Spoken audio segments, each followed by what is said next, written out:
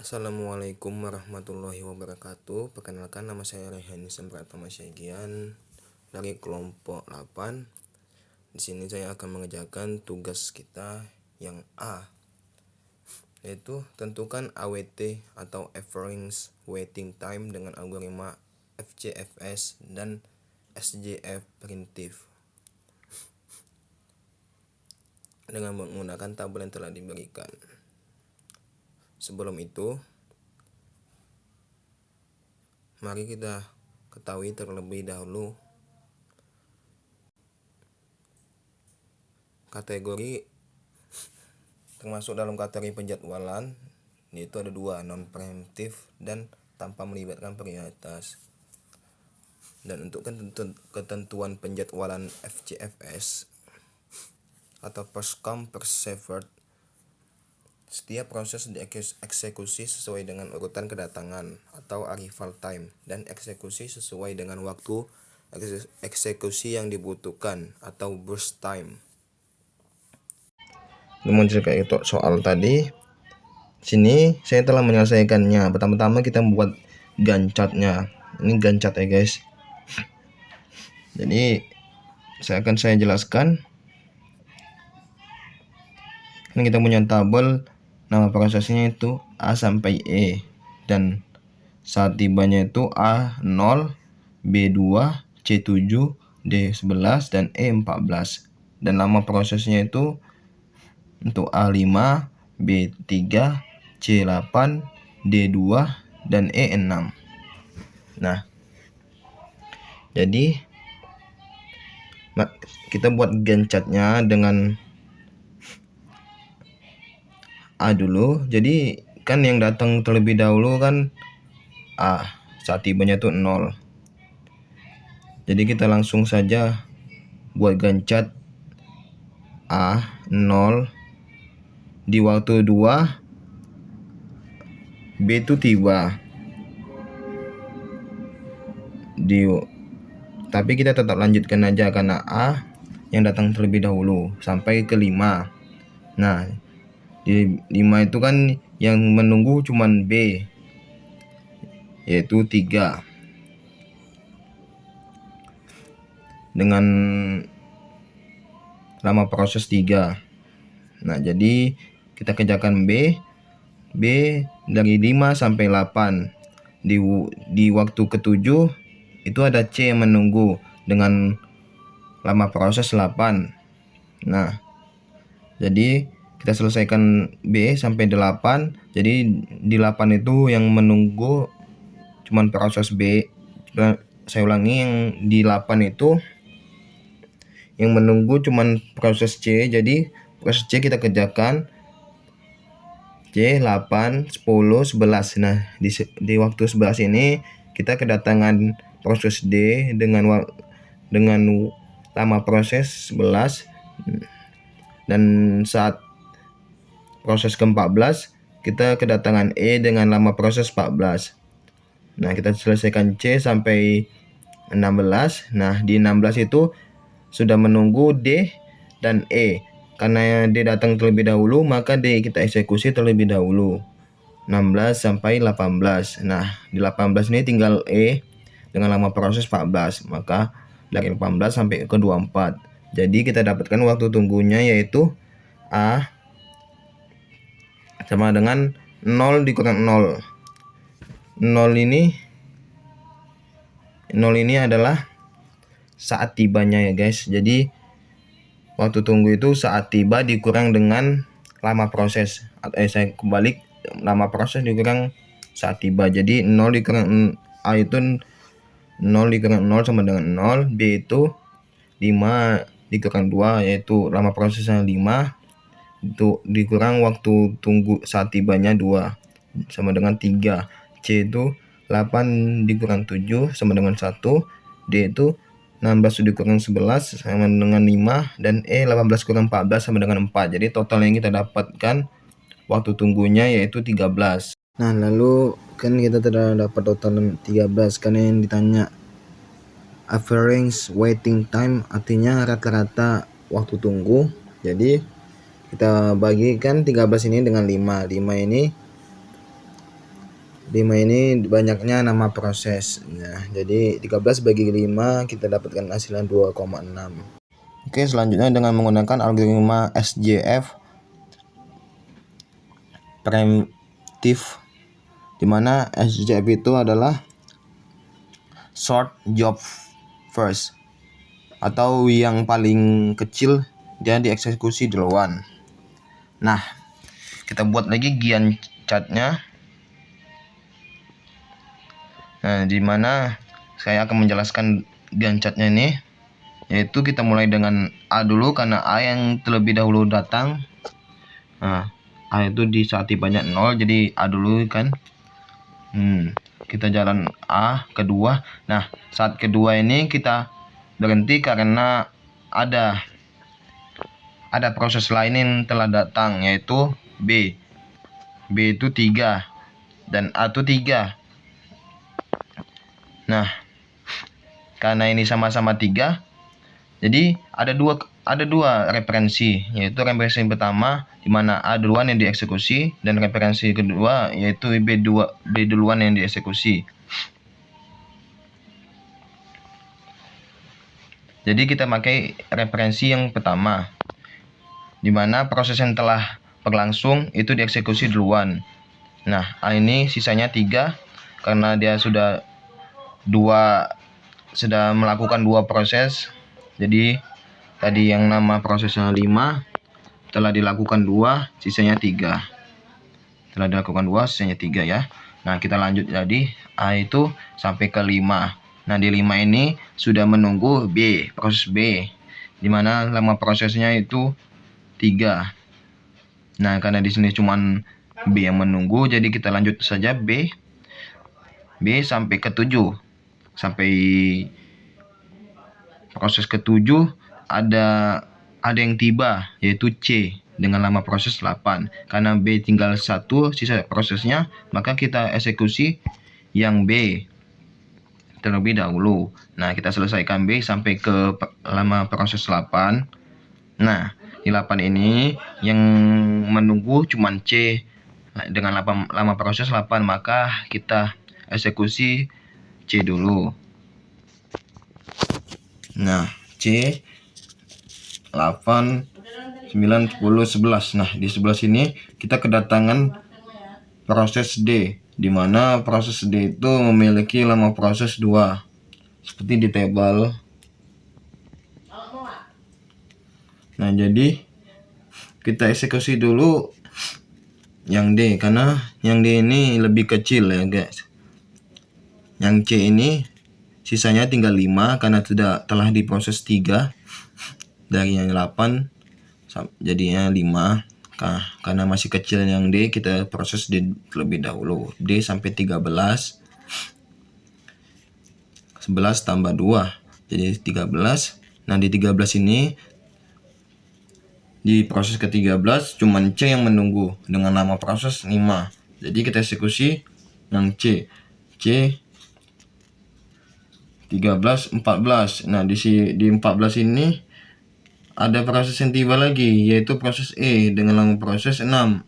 Maka kita eksekusi yang C dulu karena C lebih kecil dengan lama proses 4 sampai 18. Nah, di 18 ini tinggal proses E di mana lama prosesnya 6. Jadi 8 sampai ke 24. 18 sampai ke 24. Nah, kita telah dapat waiting time-nya, di mana ini saat tibanya dan ini saat proses itu dieksekusi. Jadi proses dieksekusi dikurang saat tiba. Nah, kita mendapatkan totalnya sama dengan 8. Totalnya tadi 8 sama, karena yang ditanya average waiting time, jadi kita bagikan juga dengan 5, sama hasilnya sama dengan 1,6. Terima kasih. Sekian presentasi dari saya. Tugas nomor 1, Rehan Sabratama Syagian. Saya pamit. Terima kasih. Berikutnya saya akan menjelaskan dengan soal nomor 2, yaitu menghitung AWT atau wait average waiting time.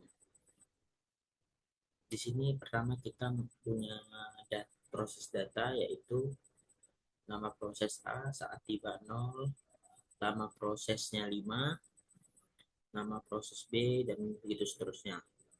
Nah, ikut saya jelaskan. Untuk menghitung, kita menggunakan Gantt chart. Yang pertama, waktu 0. Proses A dimulai karena tiba paling awal. Waktu tibanya 0. Proses A berjalan selama 5 unit. Waktu karena quantum time-nya 5 dan A selesai tepat waktu di unit kelima.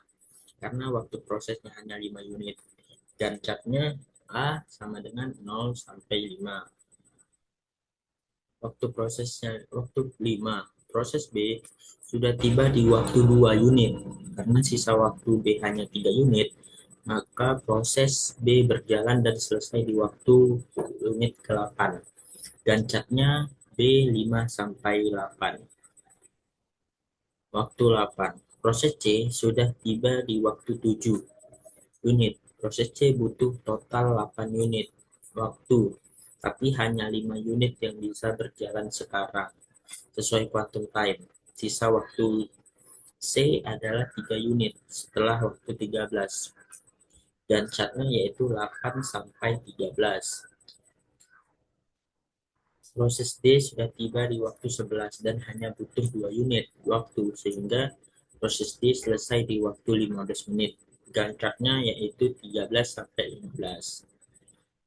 Proses E, proses ya waktu 15. Proses C masih memiliki sisa waktu 3 unit.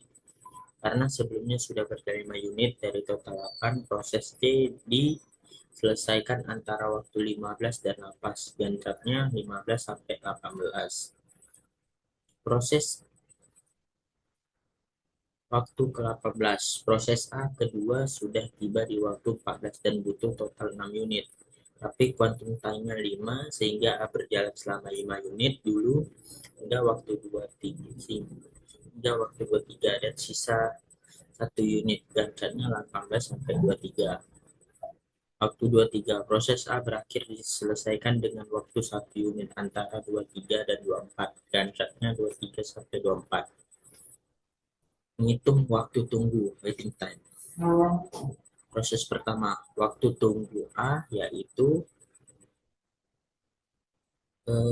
waktu mulai dikurang saat tiba, dikurang lama proses. Proses A memiliki waktu 0 dan selesai di waktu 5. Waktu tunggu A yaitu 0 kurang 0 sama dengan 0. Waktu tunggu B,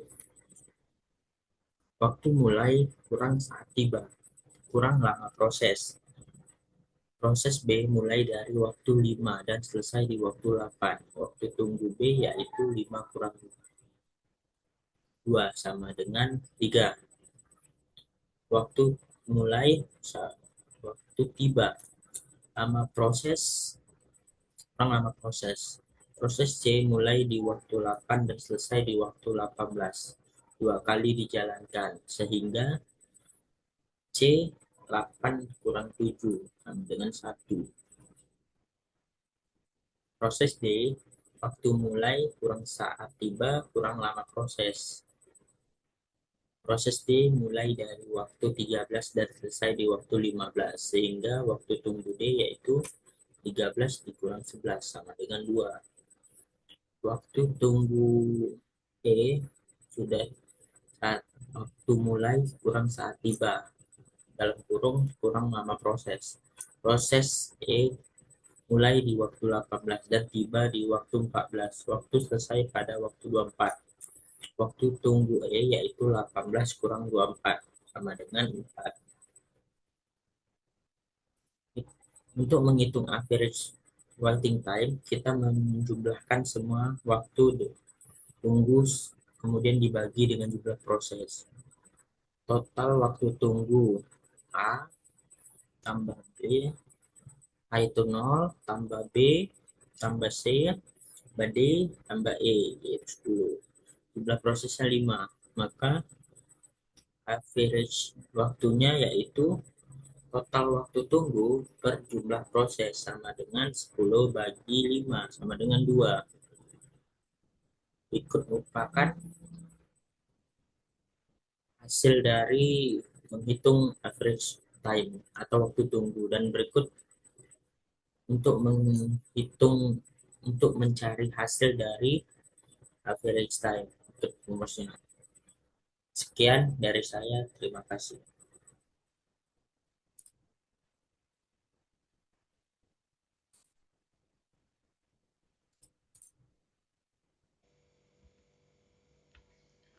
Assalamualaikum warahmatullahi wabarakatuh. Saya Fauzan Azimalubis dari Sistem Operasi Kelompok 8, dan saya akan menjelaskan soal di nomor yang kedua, yang di bagian diketahui quantum time sama dengan 5 dengan menggunakan algoritma round robin. Carilah turnaround. Jadi turnaround itu waktu proses berakhir dikurangi arrival time atau saat tiba jika terdapat proses sebagai berikut. Nah, nama prosesnya itu ada A, B, C, D, E, dan saat tibanya itu berbeda-beda, dan juga lama prosesnya itu berbeda-beda juga. Di sini algoritma round robin itu dia ngasih proses di setiap A, B, C, D, E ini hanya 5 menit lah bisa dibilang. Jadi terbagi 5, dan setiap sudah sampai 5 menit dia akan mengganti proses itu sendiri. Nah, yang pertama itu proses A yang tiba di waktu 0 dengan lama proses itu 5 menit lah bisa dibilang. Dan proses A itu habisnya langsung di menit kelima. Dan proses B ini tiba dia di di menit kedua. Jadi dia menunggu giliran setelah proses A. Dan lama proses B ini 3 menit. Jadi dia hanya menggunakan 3 kurang dari quantum time yang 5 menit. Jadi dia selesai pada menit ke-8. Ini ya gancarnya. Nah, proses C ini tiba di menit ke-7 dan dia menunggu setelah giliran proses B.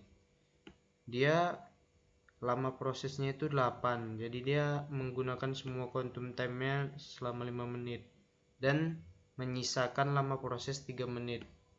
Jadi dia hanya sampai menit ke-13. Dari 8 ke 13 kan 5 menit. Nah, proses D ini tibanya itu di menit ke-11. Dia menunggu setelah proses C yang 5 menit tadi.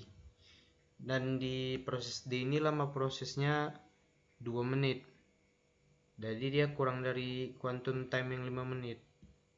Dan dia selesai cuma sampai menit ke-15. Karena dia cuma 2 menit lama prosesnya. Dan tadi proses C berakhir di menit 13. Nah, selanjutnya proses E tiba di waktu menit 14. Dan dia menunggu giliran setelah D yang tadi. Nah, E ini lama prosesnya 6 menit.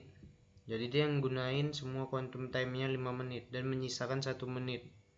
Dan dia itu berakhir pada menit ke-20.